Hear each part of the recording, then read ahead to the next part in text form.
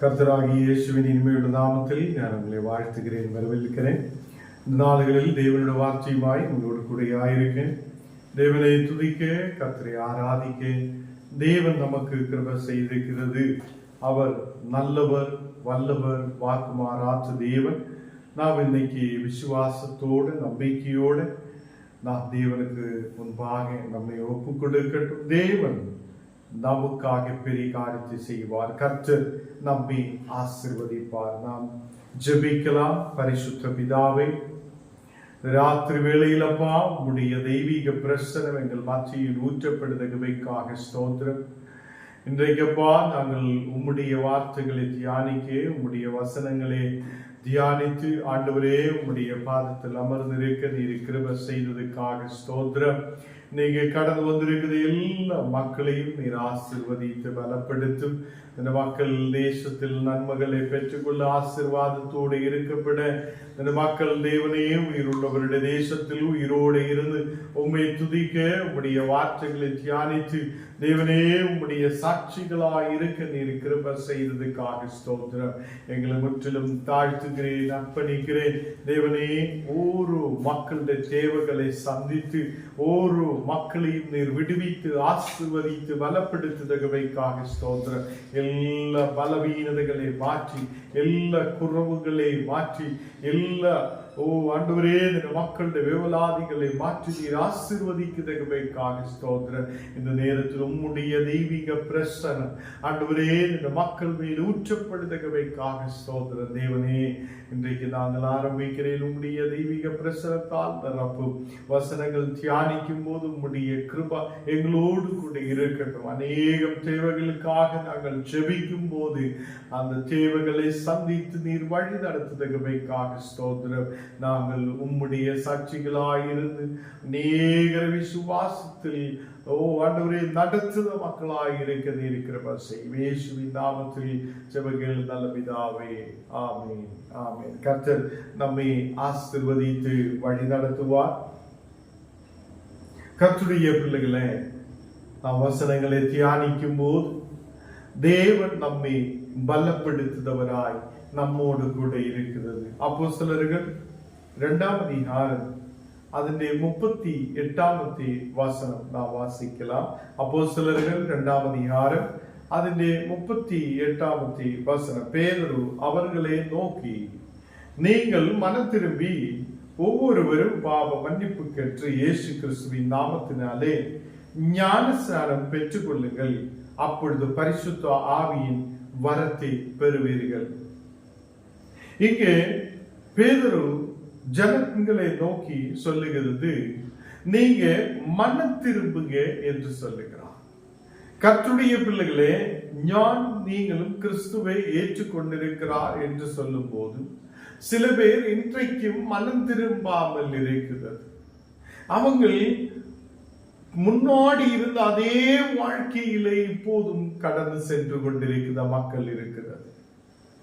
முன்னாடி செய்த ஓரோ விஷயங்களையும் விட்டுவிட்டு நாம் மனம் திரும்பி தேவனுக்கு நேராய் கடந்து வருத பிள்ளைகளாய் காணப்படணும்.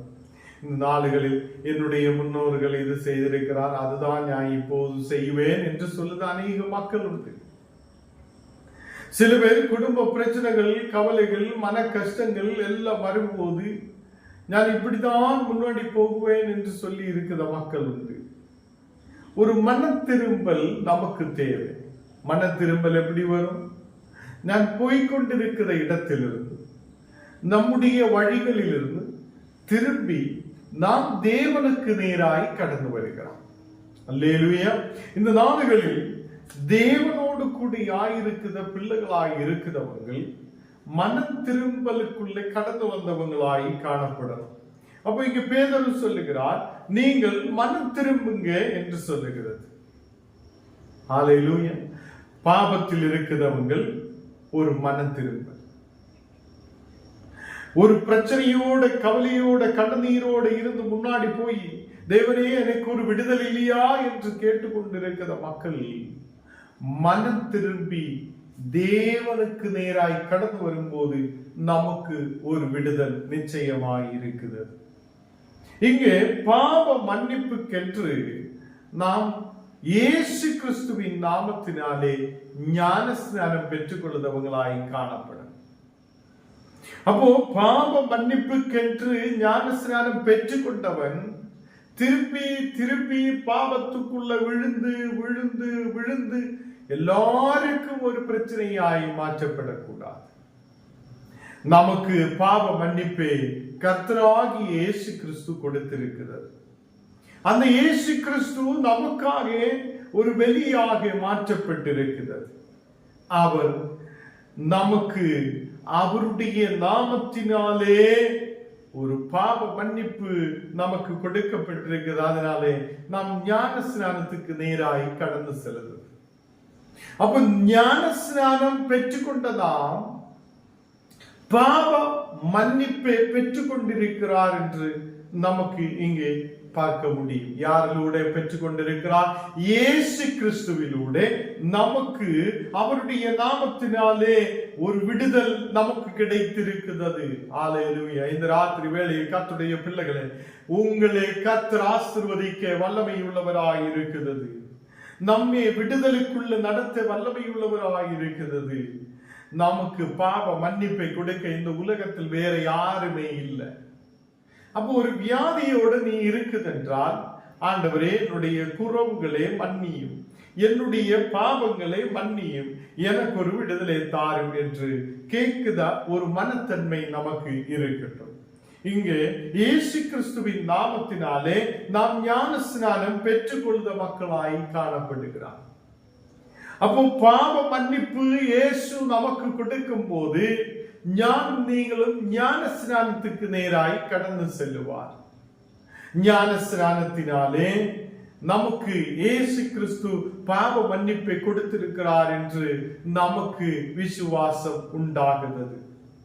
அநேக பிள்ளைகள் இப்போதும் பெரிய பிள்ளைகளாய் இருந்து ஞான ஸ்நானம் எடுக்காமல் இருக்குது அநேக மக்கள் உண்டு. இனி ஒரு 25 வருஷம் கழியட்டும், இல்ல இனி ஒரு 20 வயசு தானே ஆகி இனி ஒரு 5 வருஷம் கூட கழித்துட்டு நமக்கு ஞான ஸ்நானம் எடுக்காம என்று சொல்லி யோசிக்கிற மக்களும் உண்டு. ஐயோ, ஞான ஸ்நானம் எதுக்கு எடுக்கணும், நமக்கு எதுக்கு தேவை, எடுக்காமலே முன்னாடி போகலாமே என்று சொல்லி இருக்கிற மக்களும் இன்றைக்கு இருக்கிறார். வசனம் தெளிவாய் சொல்லுகிறது, நாம் பாவ மன்னிப்பை இயேசு கிறிஸ்துவிலூടെ பெற்றுக் கொண்டிருக்கிறதென்றால், பாவ மன்னிப்புக்கென்று இயேசு கிறிஸ்துவின் நாமத்தினாலே நாம் ஞான ஸ்நானத்தை பெற்றுக் கொள்ளுத மக்களாய் காணப்படும். அப்பொழுதுதான் பரிசுத்த ஆவியின் வரத்தை நாம் பெறுவார்கள்.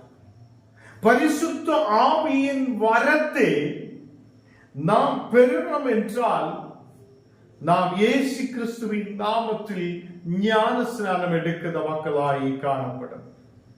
இது ஜனத்தோடு பேதுரு பேசுகிறார்.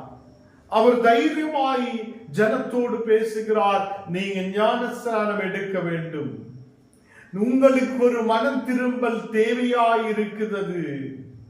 மனம் திரும்பி நீங்கள் இயேசுவுக்கு நேராய் கடந்து வரும்போது அவர் உங்களுக்கு பாவ மன்னிப்பை கொடுப்பார் என்று மிக தெளிவாய் பேதுரு அங்கே பேசுகிறது.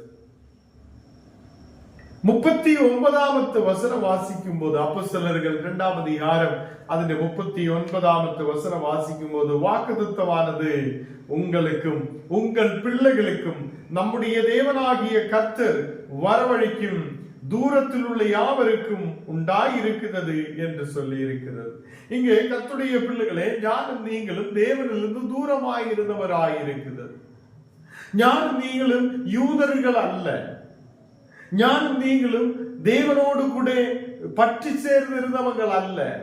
முன்னவே அந்தகாரத்திலும் இருட்டிலும் வெளிச்சம் இல்லாது இருந்த மக்களாய் நாம் காணப்பட்டிருந்திருக்கிறார். முன்னவே பாவத்துக்கு அடிமையாக்கப்பட்டவங்களாய் காணப்பட்டிருக்கிறது. முன்னவே நாம் தேவனற்றவராய் இருந்திருக்கிறது. நம்மை இயேசு கிறிஸ்து ஒரு விடுதலுக்குள்ளே கொண்டு வந்திருக்கிறது. ஹல்லேலூயா. கர்த்தருடைய பிள்ளைகளே, இந்த நாளுகளில் நம்முடைய தேவனாகிய கர்த்தர் வரவழைக்கும் தூரத்தில் இருக்கிற யாவருக்கும் அதே அவர் நமக்கு அதே ஒரு விடுதலை அனுப்பி இருக்கிறது என்று நாம் பார்க்கிறது. வாக்குத்தத்தமானது உங்களுக்கும் உங்கள் பிள்ளைகளுக்கும் அதை தேவன் கொடுத்திருக்கிறது.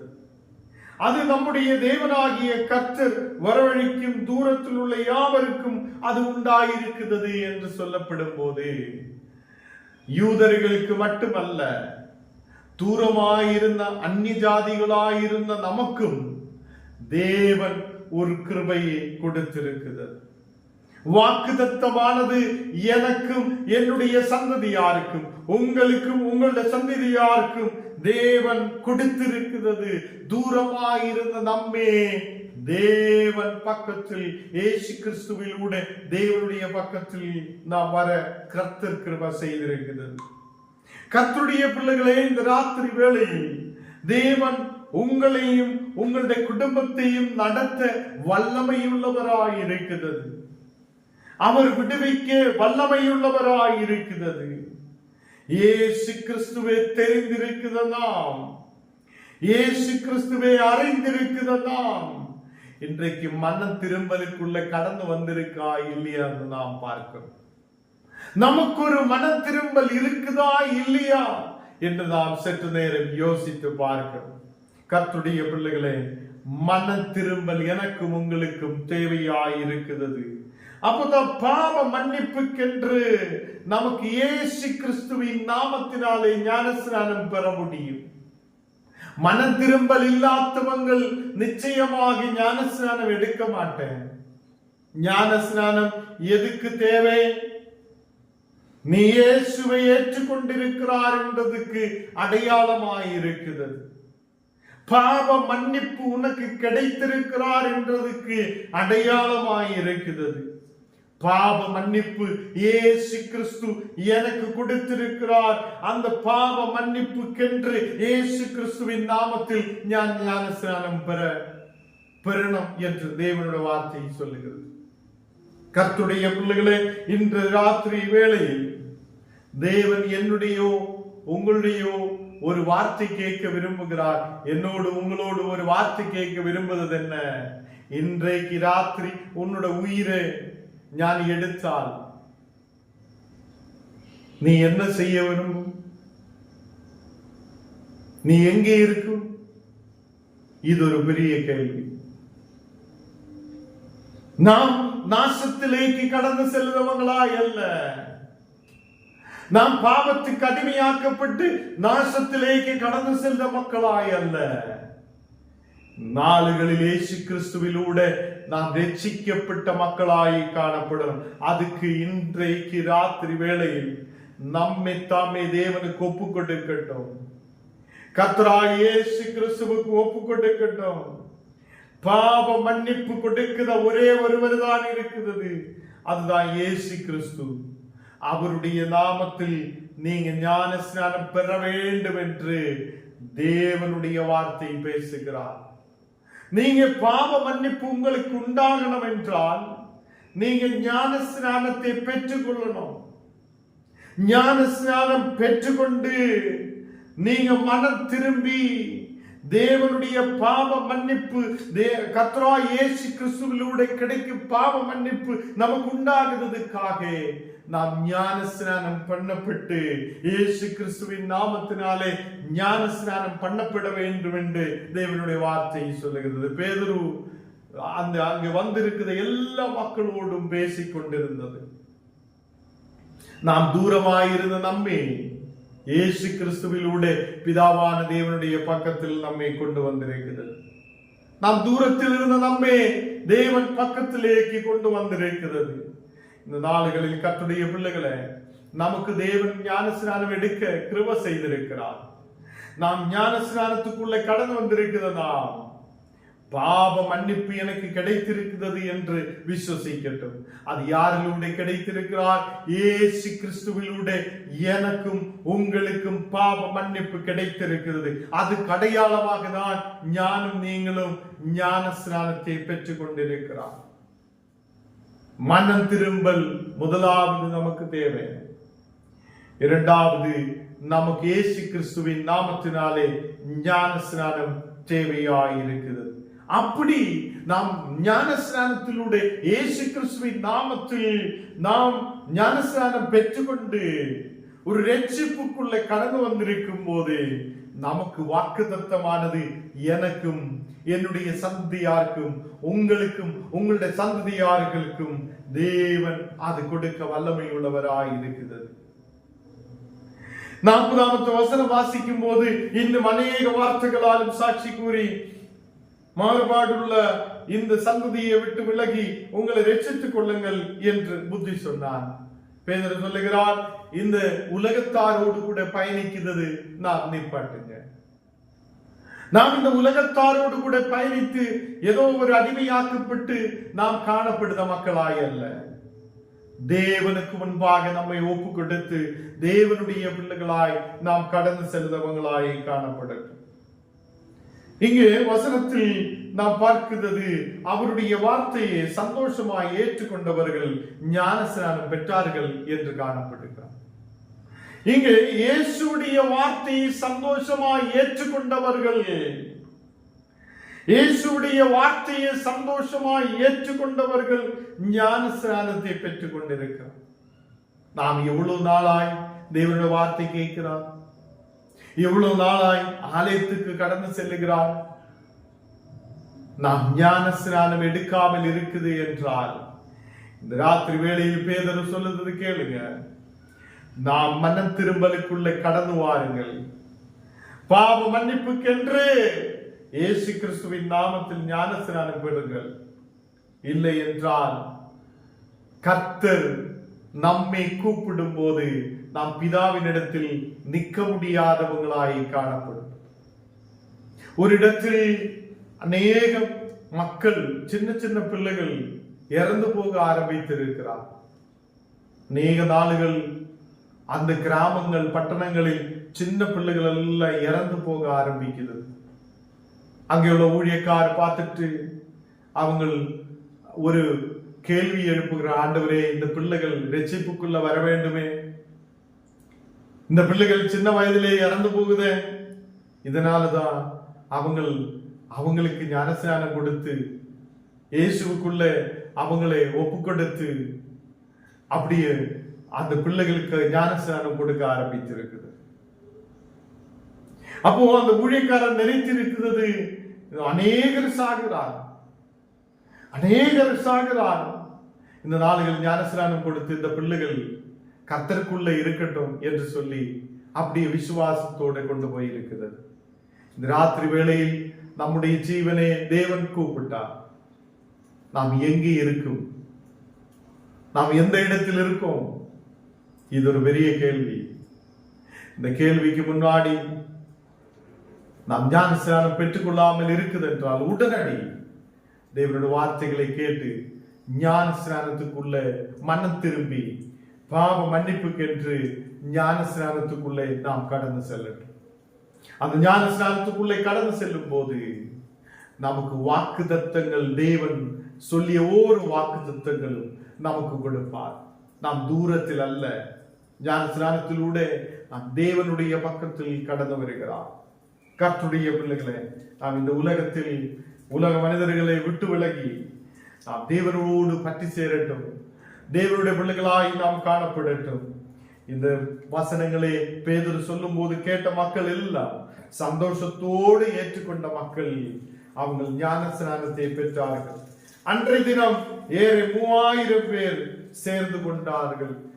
சேர்த்து கொள்ளப்பட்டார்கள் என்று காணப்படுகிறார். கர்த்தருடைய பிள்ளைகளை, ஒரே ஒரு பிரசங்கம் பண்ணும் போது அங்கே கேட்டுக்கொண்டிருந்த 3000 பேர் அதை ஞானஸ்நானம் பெற்றுக்கொண்டு சபையோடு சேரப்படுகிறார். இந்த ராத்திரி வேளையில் கர்த்தருடைய பிள்ளைகளே, நாம் எத்தனை நாளாய் ஜெபம் பண்ணுகிறார், எத்தனை நாளாய் மெசேஜ்கள் வசனங்கள் கேட்கிறார். நாம் ஞானஸ்நானத்துக்கு நேராய் கடந்து செல்லாமல் இனி ஒரு 5 வருஷம் கழியட்டும், பிள்ளைகள் வளரட்டும், இல்லைன்னா ஞான் இனி வேலை செய்து முடிஞ்சதுக்கு அப்புறம் பார்க்கலாம் என்றெல்லாம் சொல்லி சாக்கு போக்கு சொல்லி நடக்குது எத்தனையோ பேர். உனக்காக கர்த்தர் வந்ததே, உன்னுடைய பாபங்களை மாற்றுவதற்காக, உன்னுடைய குறவுகளை மாற்றுவதற்காக, நீ இறந்து போகிறது நிப்பாட்டி உனக்கு ஒரு நித்திய ஜீவனை கொடுக்கிறதுக்காக இயேசு இந்த உலகத்தில் கடந்து வந்திருக்கிறார். இந்த மண்ணான சரீரம் எல்லா மனிதரும் இறந்து போகும்.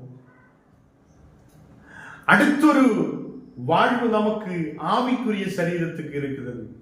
அது இறப்புக்கு நேராய் கடந்து செல்லக்கூடாது. அதுதான் முக்கியமான ஒரு விஷயம். ஆவிக்குரிய சரீரம் அது பலப்பட்டு நித்திய ஜீவன்களுக்கு பிரவேசிக்கட்டும். அந்த ஆவிக்குரிய சரீரம் சாவுக்கு நேராய் கடந்து செல்லக்கூடாது. இதுதான் வேதத்தில் சொல்லப்படுத ஒரு விஷயம். கர்த்தருடைய பிள்ளைகளே, இந்த வசனங்கள் கேட்ட மக்கள் சந்தோஷம் உள்ளவராய் மாற்றப்பட்டிருக்கிறார். இந்த ராத்திரி வேளையில் அநேக மக்கள் பிரச்சனையோடு, கவலையோடு, கண்ணீரோடு, பாரத்தோடு இந்த நாளுகளில் ஆயிருக்கும் போது, தேவ பிள்ளைகளை, நாம் நம்முடைய வாழ்க்கையை சமயத்தை வீணாக்கி களைகிறோம். தேவனோடு சேர்ந்து இருக்க வேண்ட நாளுகள், தேவனோடு சேர்ந்து இருக்க வேண்ட சமயம், தேவனுடைய வார்த்தைகளை கேட்டு சந்தோஷமாய் இருக்க வேண்ட நேரங்களில் நாம் வீணாகி அப்படியே முன்னாடி போய் கொண்டிருக்கிறது. இந்த நாளுகளில் ஒரே ஒருவர் தான் பாவத்தில் இருந்து விடுதலை கொடுக்கிறவர், இயேசு கிறிஸ்து. அந்த இயேசு கிறிஸ்துவை நம்பிக்கை வைக்கட்டும். நம்முடைய குடும்பங்களை விடுவிக்க, நம்முடைய பிள்ளைகளை விடுவிக்க, நம்முடைய பிள்ளைகளை முன்னாடி கொண்டு போக, குடும்பத்தில் இருக்கிற மக்களுக்கு சமாதானத்தை கொடுக்க மனிதர்களால் முடியாது, என் இயேசுவினால் முடியும் என்று நம்பிக்கை வைக்கட்டும். கர்த்தர் நமக்கு பெரிய காரியத்தை செய்வார்.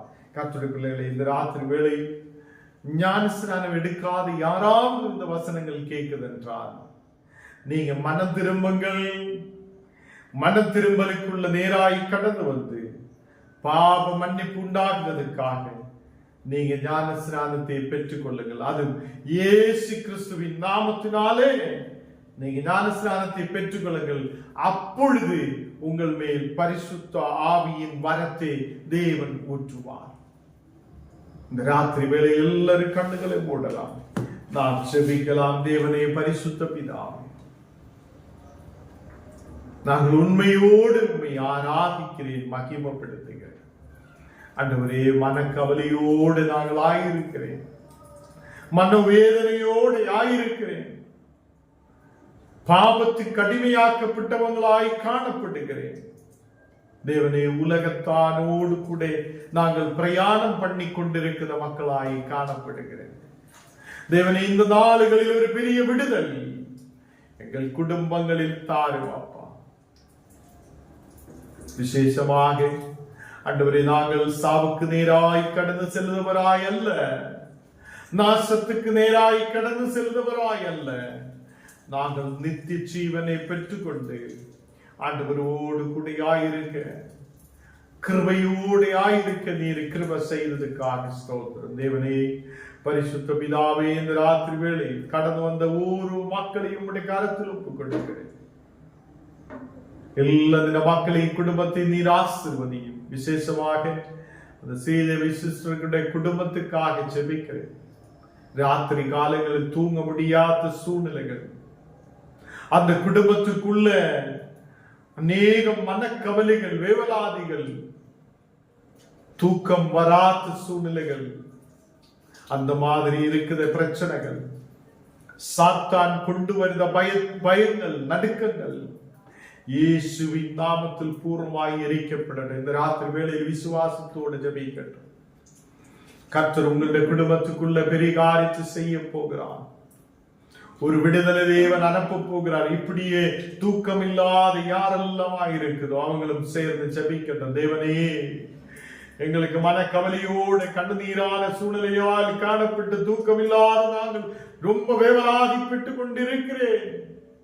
ஒரு விடுதலை தாரும் என்று ஜெபிக்கட்டும். அல்லேலூயா. இந்த ராத்திரி வேளையில் தூக்கம் இல்லாத மனக்கவலையோடு கண்ணீரோடு காணப்படுத்த மக்களுக்காக ஜெபிக்கிறேன்.